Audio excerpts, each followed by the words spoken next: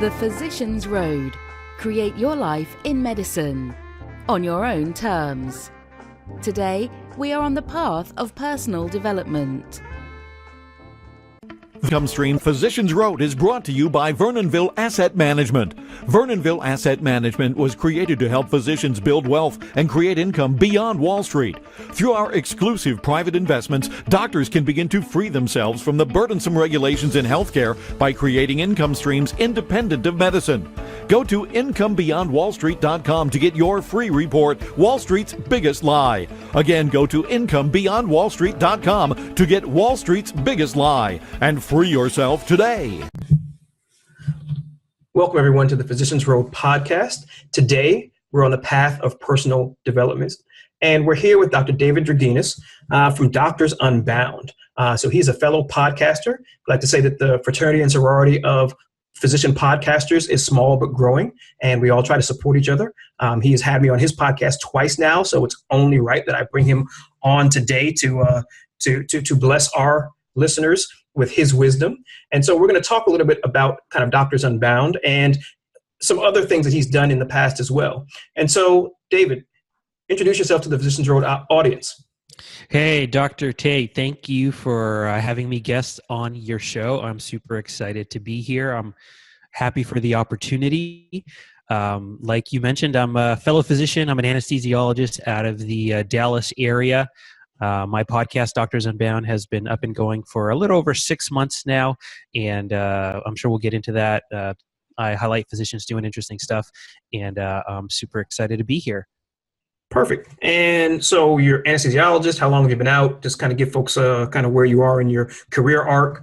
Sure. So my background is that I trained at LA County USC back on the West Coast. After my time with residency, I did do an HPSP military scholarship, so I owed the Navy some time. I got the benefit of going down to San Diego, really hard tour there. but I got stationed in San Diego for about 3.5 years, where I was at the big Naval Medical Center down there. Got to work with some awesome physicians and staff there and just take care, obviously, of great people, our servicemen and their families. And after I finished that commitment, then we were looking at private practice, and we knew we wanted to start a family, looking for a great great cost of living area. And we ended up in Dallas and have been very happy out here. So I'm about a decade out of residency training. Really enjoying private practice in the Dallas area. Got it. Perfect. So we're both non-Texans who are now in Texas. It seems to be a common theme these days around the country. Yes, there are a lot of transplants moving, probably in your Houston area, but certainly here in my North Dallas area. When I'm out in town getting a haircut or something like that, I like to ask people, hey, are you from here or did you come here from somewhere? And I'm just surprised at the answers I get, really from all over the country. Yep, absolutely. It's a bit of a culture clash in Texas these days with all these people coming from outside. But I would say Texas is a very friendly place with friendly people. So the transition has not been bad. I'm almost 20 years in now here. So coming up this August when I came from medical school. So very interesting. And so, the usual anesthesiologist isn't out here with some, online things and podcasts. And so, how did this happen? So I think the initial seed came from a friend of mine, another anesthesiologist, who recommended the 4-hour work week. And he mentioned that title. I don't know if I went to Amazon or a bookstore, and I pulled the book and I looked at the picture there with 2 palm trees and a hammock, and I saw the title and I'm like, gosh, this looks so scammy. So I would have never picked up the book if it hadn't been recommended by somebody that I knew and respected. So I was like, well, okay, let's get it and see. And really, the ideas in that book were very interesting to me. The idea that, through an online business or even an online website project, what have you, we can have such a large impact. And that really kind of got the seeds, the seed of thought going for me. How can I do this? How can I apply this and do something that is impactful?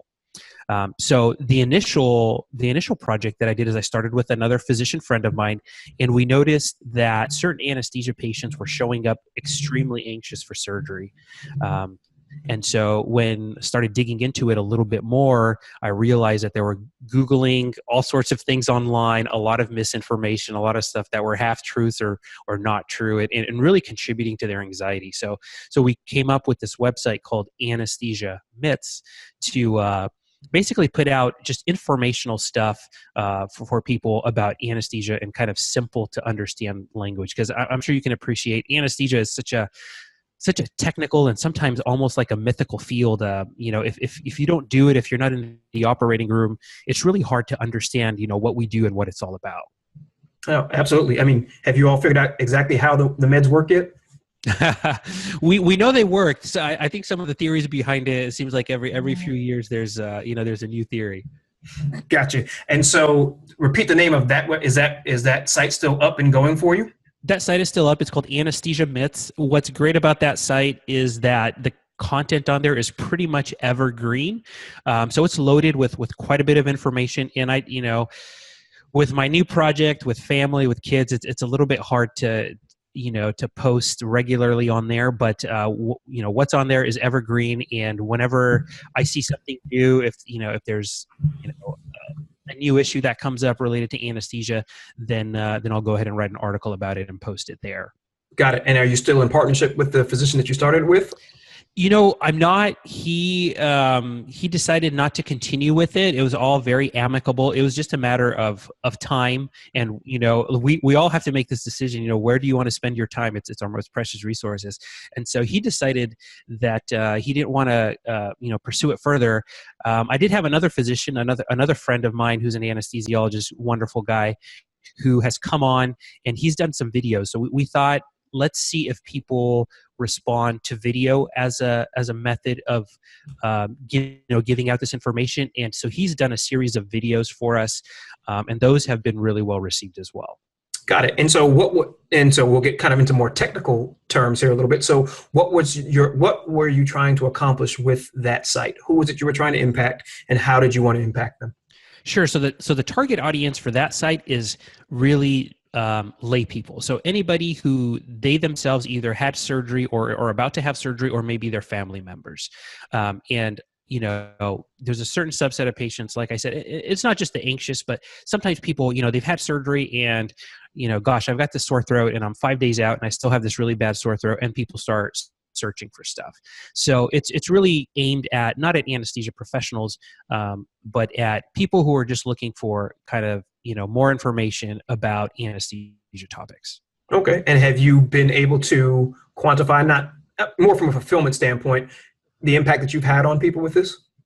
I think it's had a pretty significant impact in the sense that, and you probably, know a little bit about this, as far as like the Google search algorithms. For a while, for anesthesia side effects, we were the number one spot in Google. That's since changed because Google goes through all their algorithm changes, and, and they reward you and they punish you and all that kind of stuff. But, as far as traffic, the site has seen pretty decent amount of traffic. People write in from all over the world. So that's been really kind of interesting to have people either comment on a post or actually send us an email, talking about, whatever topic they're struggling with the anesthesia. And of course, I'm very quick to tell them this is medical information only. This is not intended to replace your personal physician. But so I try to always frame things in that way. So it's like, this is what is likely, this is what's common after this type of procedure, or these are the common side effects, not like you have this. So I'm really careful to frame it that way, because really, me, on a computer halfway across the world, I'm not going to be able to replace their personal physician and diagnose what they have. Nope, absolutely. I mean, I think that's a good lesson for anyone out there who is in the blogging space, coaching space, any of those kinds of things, making sure that you have those disclaimers far and wide, so that people understand that you are not creating a patient-physician relationship with them. And so is there a specific end game for this particular site? Where do you want to take it? I would like to see it get a little bit more popular, just from the traffic standpoint. That would allow me to monetize it a little bit better. And if I did that, then I could dump some more resources in it. And so if I can, maybe double the traffic, then it would allow me to go to some different ad networks maybe, or seek out some different ways to monetize. And then that would allow me to, maybe hire some people and really kind of take it to the next level. So Got that would be great because, I see that there's definitely a need. It seems like every week, if not every day, somebody's writing in and they've got some questions. So All right. surgeries and anesthesia aren't going away anytime soon. No time soon. And so now let's pivot to Doctors Unbound. So so this would be the second not iteration, but second foray into kind of the social media space. Why Doctors Unbound? Yeah, it's interesting. With that first one, I think we got enough of a taste of success and got rid of enough of the fears, because I think there's a lot of physicians out there who, like you said, medical, legal reasons, maybe the idea that you're kind of putting yourself out there and what will my colleagues think, what will people in my group think, what have you. So they're very fearful of doing something like this. So once Anesthesia Myths got all that kind of out of the way, and there's a couple of reasons for Doctors Unbound. I wanted to do a podcast because it was definitely not a perceived strength of mine. And it was something that I wanted to work on. I saw it, how podcasts were growing, how they were engaging. And like I said, it was something where I felt like it was something that I need to work on and improve. And what better way to do it than to just kind of throw yourself in the deep end. And then as far as topic for the podcast and what it's centered around, I just looked around and personally, it scratched an itch for me, right? Like I've just been really curious about what physicians are doing out there. I've met some pretty awesome people within my sphere. And so I thought there's got to be more physicians out there who are doing really interesting things. I mean, I've gotten to interview 7-figure finance bloggers that are physicians. I've gotten to interview politicians who are affecting national healthcare policy and really the policy of our entire country who are physicians. So it's been really, really cool to be able to talk to these people and then get nuggets of wisdom, deconstruct kind of their career paths, because I think as physicians, that's something that, that a lot of us are looking for.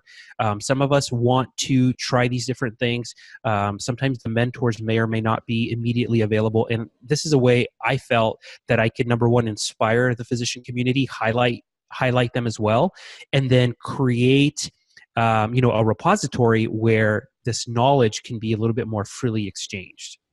Perfect. And what has the response been so far in this first year of being out there? So the response has been awesome. I've been going, I think, 6 or 7 months now, and I started with really no following, no email list, very little social media following. I'm personally more of an introvert, so prior to doing this, I didn't even have a Facebook account, maybe up to about a year before I started this. So kind of very much on the private side. So all of that kind of had to change a little bit. You kind of have to put yourself out there a little bit more. You have to grow a little bit thicker skin. So those were some things I had to overcome. But I'll say like every month for the last 5 or 6 months, we've seen increased downloads. So it's just been amazing to see, the response that people are discovering it, they're enjoying it, they're sticking around. I think they're telling others because I'm not really marketing it in any other way other than posting on my, small social media network. So I've been really encouraged by that. I've been encouraged by physicians and other folks that have reached out to me saying they enjoy the podcast and things like that. And really, really learning from and being able to network with the guests that I have on. So all of it has been really, really fantastic. And if anybody out there is considering a podcast, I would definitely encourage you to do it. And I'm sure Dr. Tait would be able to help you out. And if you want to, get with me and find me, contact me, I'd be happy to help you as much as I can. Perfect. That's great. I'm glad to hear, because we've literally been launched almost a month now, and I have yet to actually do any of the social media push out for any of this stuff. And I think we're about to crack 1,000 downloads. I think we have 8 or 9 episodes. So that organic reach is a big thing. And so I guess you and I can network offline about that with that. And so is it going where you want it to go? Is this what you envision for it to be? I think so. I mean, it's not like I started this and there was like this very detailed path. if I had that, it would probably it'd probably go by the wayside within a month or two, anyways. But really been impressed with either reaching out to guests or having guests reach out to me. Really, how open most physicians are. I find that most physicians are very giving of themselves, of their time, of their knowledge. So that has been really, really special to see. So I'm a firm believer in baby steps, making baby steps, every month, hopefully improving the quality of my podcast as I get better, and improving the quality of the guests too. So yeah, it's been going great. Good. And so let's talk about, I'm sure you're letting this kind of go organically, but what effect would you like to have your podcast have on your target audience? Sure. So I think the first level, if people are going to listen to the podcast, hopefully they're going to get some nuggets of wisdom or inspiration, something that can help them advance in their career. I've had people who are MBAs, physician executives, like I said, just a very wide array of guests. And hopefully physicians find something that is interesting to them. They might find a guest on there who is doing something that they are thinking about doing. So from the podcast, maybe they can get 2 or 3 tips, even if it's just one tip to help them move them along that path. I think that would be fantastic. Now, do I have other sort of ideas down the road? Yeah, I do. I'm thinking about a Facebook group, a way to maybe create a community where things can become more actionable. Because you listen to a podcast and you're in the car or you're exercising or what have you, and then what do you do from there? So as this builds out, those are some things that I'm thinking about. How do I create maybe a community where people can come together a little bit more, learn and take action a little bit better? Those are some of the things that I'm thinking about. Don't have all the pieces yet figured out, because I want to create something of quality. So I'm not rushing into it. I'd rather kind of take a little bit longer and put out something that is very valuable. That is great. And so kind of organic growth and kind of letting it happen and letting, I guess, the people who are interacting with you kind of guide it in some ways in terms of what it is that they like. Would that be about where you'd be with that? Yeah, I think so. I think that's a pretty good summation. Okay. Now, so you're a busy anesthesiologist. You've got 2 kind of online platforms or social media platforms. What else is in your life? What else is going on, right? Well, first of all, I have an amazing wife. I wouldn't be able to do this if I didn't have that support there. She's phenomenal. We have 3 small children, so that right there should tell you something. A 5-year-old, a 3-year-old, and a 1.5-year-old, and they're amazing. They're awesome. Love spending time with them. But that's a lot of work too. So she picks up the slack when I've got to do some podcasting stuff, and of course I do anesthesia full time. So I have an amazing partner who just understands and kind of sees this vision, sees what I'm trying to accomplish. She sees that this is something that's very important to me. And so that support there is tremendous. And when I first started out, being the person who's looking at me and in a loving way say, hey, that doesn't sound so good. But then I can look at her and say, that's okay. I'm going to get better. And then 10, 20 episodes in, she's listening as I'm editing. And then she says, hey, you're sounding a lot better now. So you're sounding a lot more relaxed. And so having somebody who is loving, but who can give you that sort of honest feedback, that's important too. So it sounds like you have a true partnership with your wife. Absolutely. So I'm pretty blessed. Well, and so let's go there. How did you cultivate that? How did that come about? How were you able to create that within your marriage? That's a good question. That's a deep question. I don't know if I have all the answers there. Just give us your answers. So for us, we have a very strong faith. We're both of the same faith. And I think going into the marriage, we both knew that not only do we love each other and love the Lord, but we also had a priority on our marriage. And so we were going into it with the knowledge that, this is a forever thing for both of us, because marriage is a tough thing. It's a beautiful thing, but it's not always easy. And so I remember our first year was very rough. and I think that's probably the case for many marriages. That first year is rough. So just to give you a little bit of a background there, I got married at the tail end of residency. And then as soon as I got married, within a couple months, I was a new attending, moving to a new city as a military physician. And I had to go do my officer indoctrination training within a couple months, and I was gone for, a month and a half. And so now it was up to her to get us through all the moving. And again, all of this was new for her, right? I mean, a marriage, even though it's a beautiful thing, is a stressful event in people's lives. And so we were dealing with so many new and moving parts. That first year was pretty rough. But we both knew that, if we loved each other, that we would get through it. Our communication is so much better. We learned each other's personalities. We learned what pushes each other's buttons and how to say things. So all of that stuff you learn. And if you have somebody who's invested, in the marriage, then really that's going to be your best bet, because there's going to be some rough spots, but you get through them.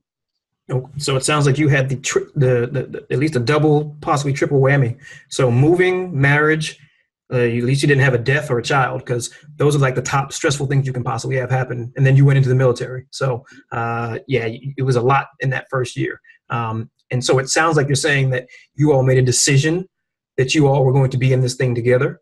And through making that decision and staying with that decision, that each are willing to kind of work to make sure that it works for both of you all. Absolutely. And like I said, as we've been married a little over 11 years now. We just got back from the Texas Hill Country, celebrating our 11th year anniversary. First time there. It was a pretty awesome place. If you haven't been, definitely check it out. But when you know the other person's committed, and when you see you see the things that they do to care for you, then that just builds the relationship, right? Oh. So great. Now, so which town were you in? Were you in Bernie or Grain or? So we started off in what's the place right on the river there, right on the water. I'm blanking on the name, but then Como. But basically, we're basically within an earshot of Fredericksburg, mm-hmm. and then we did a little bit of the wine country there, and then we went up to, I think it was Longhorn Cavern State Park. Really, really interesting. They've got some caves there. We didn't get there enough time to actually go through them, but just going to the mouth of them and just checking out the scenery there. It's really a unique part of Texas. It's really quite cool. Yep. And so I'm sure some people listening don't even realize Texas has wineries. So yes, Texas does have wineries. And so let's talk about, so how has fatherhood changed you? I think as physicians, as people, in the medical field, we tend to be very driven, and, at least looking at myself, kind of growing up and going through my training prior to getting married. And then we were married for a while before we had kids. There's a certain level of selfishness that you have to have. And what I mean by that is you have to be able to just, make time to study, make time to be disciplined, and, learn the material that's going to make you a good doctor. So that requires, a lot of saying no to other people, just kind of being it's kind of the way I call it, is just being selfish with your time so that you can achieve what you need to achieve, because it's not easy to become a physician. So I always kind of had that down. But when you have children, you realize that this thing is way bigger than just you. And as I've pondered fatherhood, more and more, and first of all, you never feel ready, even though we had kids a little bit later in life. You never feel ready when to have that kid, but you do just fine. But I realize that the decisions that I make can affect not only myself, they can affect my family and even generations to come.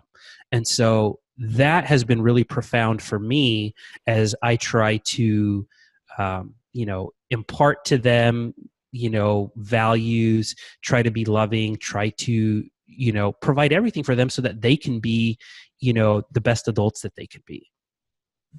Gotcha. And so I guess we can go a little deep on it, because you said you like to talk about fatherhood. So what is your vision for your children? What do you wish for them in the future? So, as far as, raising them and things like that, creating, an environment that, is great for them to thrive. So obviously having a loving home, I'm big on getting them their rest. We have sleeping schedules so that they can sleep very well. I think that's very important, especially in the early years. Nutrition, obviously, but most of us here, we're very fortunate in the U.S., developed country, that's usually not an issue. And one thing that I've really been focused on is mindset, is how do I give them the proper mindset to succeed? One book that's been influential for me was ironically called Mindset. It's by Carol Dweck. And she talks about fixed versus growth mindset. And as I was reading that, I realized that I had some elements of a fixed mindset. And the first step is to be aware of it. And when you're aware of it and you realize it, now you can do something about it. And my oldest is Caitlin. She's 5. And I noticed that she was having certain elements of a fixed mindset. And so that's what I, for example, strive with her, is to get her out of the idea. I try not to tell her, even though she's a smart girl, I try not to tell her you're smart. I try to applaud her effort, applaud her creativity, hard work, things like that. And so I'm really trying to shape their mindset. And so that, whatever they decide to tackle in life, or whatever life throws at them, that they'll be best equipped, to handle it. Perfect. So mindset would be one of the helping them create a resilient, it sounds like mindset is kind of one parenting philosophy. It sounds like that you are trying to instill. Are there any other specific parenting philosophies you're trying to impart? This is probably something that I need to work on a little bit more, is to create sort of resilient, gritty kids. I think that's important. And it's hard because there's that part of you that wants you to just rush in there anytime they get a little boo-boo or something like that. But I'm really mindful of that as well. And, if I notice that they've, done obviously this is not something huge, but, if they a little minor, little scrape, a little fender bender, is just to almost like not even notice and see how they handle it. Because a lot of times if they see that you're not noticing, then they'll just kind of shake it off. And so I want to create resilient and gritty kids. And I think that sometimes that's a little bit undervalued in our society, but I think it's such an important quality. If you have toughness, if you got that grit, you can get through most anything. And let's face it, life is not easy, and it's not going to get any easier for our kids. So what I'd like to do is cultivate that mindset, that growth mindset, and combine that with, sort of grittiness, toughness. Hopefully that sets them up really well to tackle whatever life hands to them, and also for them to, take on whatever it is they want to take on in their life and their careers. Yeah, and I'm fully with you. Those that know me know I love Montessori education because they do just that. They force the kids to take agency over who they are and what they do at a very early age, and where mistakes are not necessarily punished. They are, because only in kind of school are you punished for either collaboration or making mistakes. And most of the mistakes that we make in the world are what make us stronger and better, and it's how we learn. So I definitely appreciate your two philosophical mindset and resilience when it comes to your children. So let's talk about one of my favorite subjects that I see that you also like as well. Let's talk about kind of what you're doing on the real estate side. So you're truly a Renaissance man. So tell us a little about real estate and kind of what you're doing and what got you involved with it. Well, I'm not sure about the Renaissance. I appreciate the compliment. I've always found real estate to be a great vehicle for creating and maintaining wealth. I don't know if that comes back to my parents. My parents are immigrants, but they never kind of were into the stock market whole thing. I think it's that idea that it's something that you can see, touch, feel, understand. So I think there's that element of it that I'm attracted to. Now, I do have some retirement accounts that are, invested in the, the typical mutual funds, all that stuff. I'm not trying to say that's a bad thing. I've got that angle of it covered as well. But when it came to kind of, do my own things on the side, I've always been interested in real estate.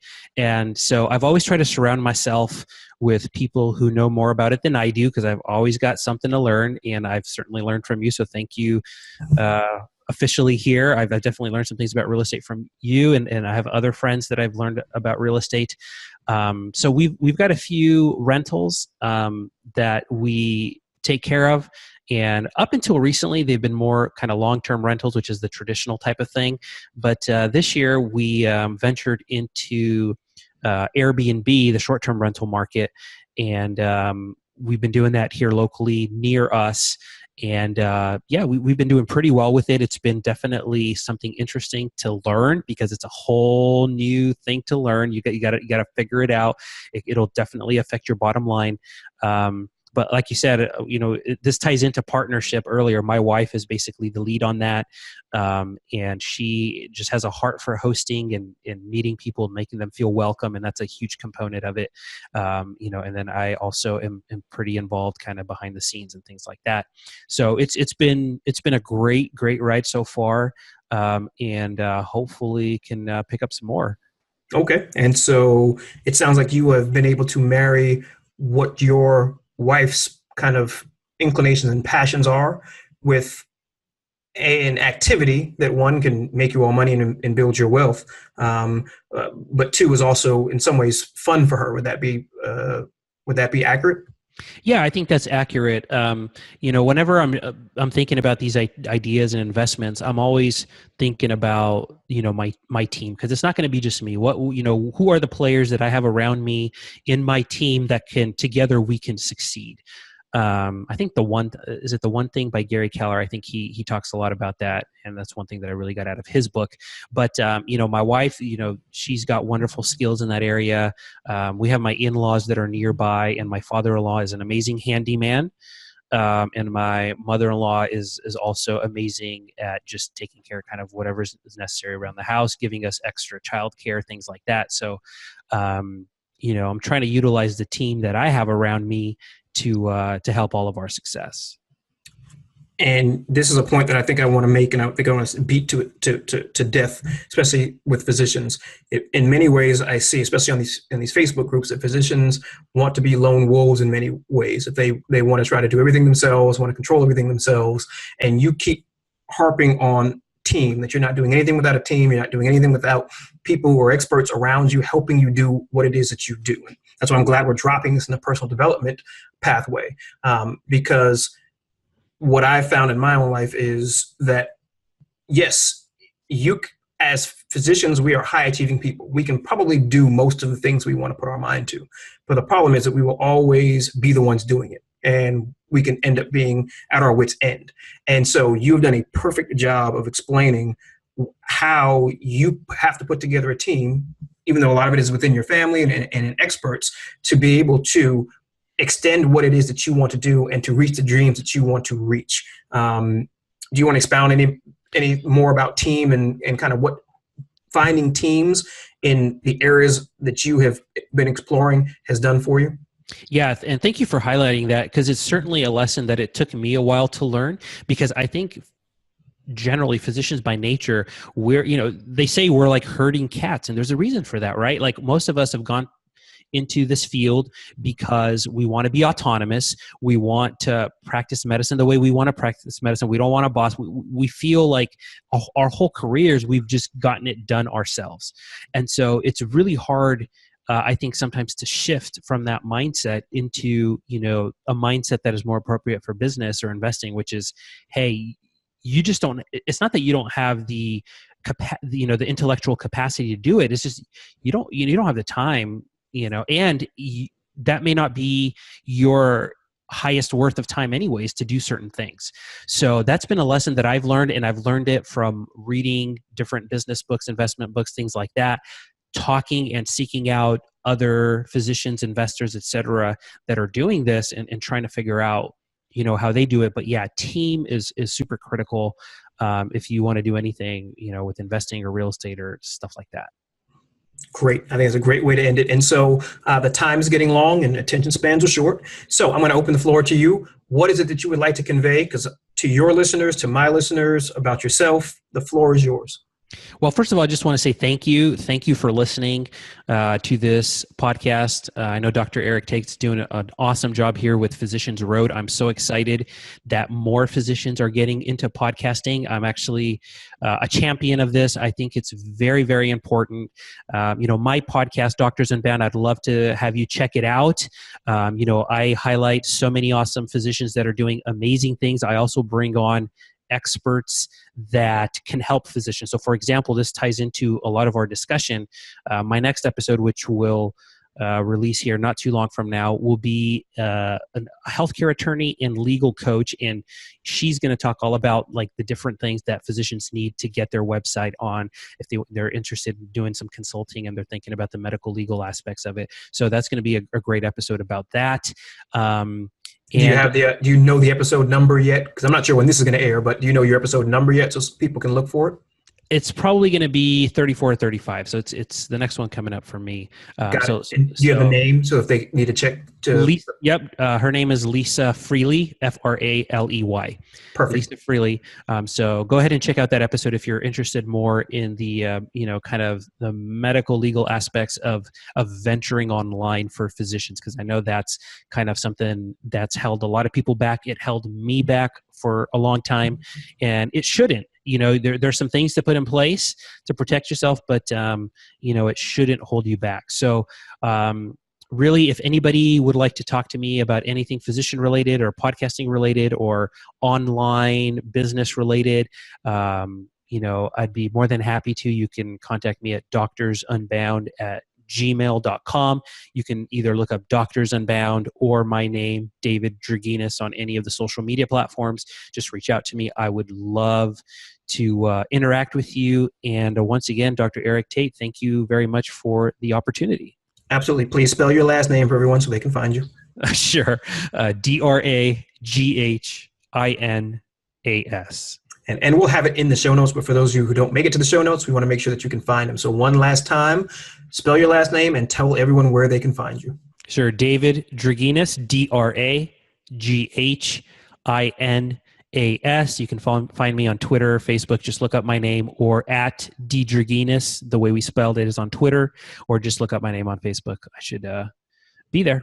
Thank you. So I appreciate you being on. I appreciate you having me as a guest on your podcast, and we definitely will have to do this again as we both kind of move forward in this realm and kind of check in and kind of see where we are. I want to thank Dr. David Draghinas for coming on and having the podcast Doctors Unbound. If any of you have any questions for me or for David, please feel free to email us at feedback@thephysiciansroad.com. That is feedback@thephysiciansroad.com. Also, check out our Facebook group. Just put in The Physicians Road and it will come up. And then also, please subscribe on iTunes, Stitcher, or your podcast platform of choice. And please give us a review. 5 stars, of course, is best as it allows us to rank higher, but let it be an honest review so that we can get out to as many physicians as possible to get this information out into the world. Again, this is Dr. Eric Tait of The Physicians Road. We're on the path of personal development, and we'll see you next time on The Physicians Road, where you create your life in medicine on your own terms. The Physicians Road is brought to you by Vernonville Asset Management. Vernonville Asset Management was created to help physicians build wealth and create income beyond Wall Street.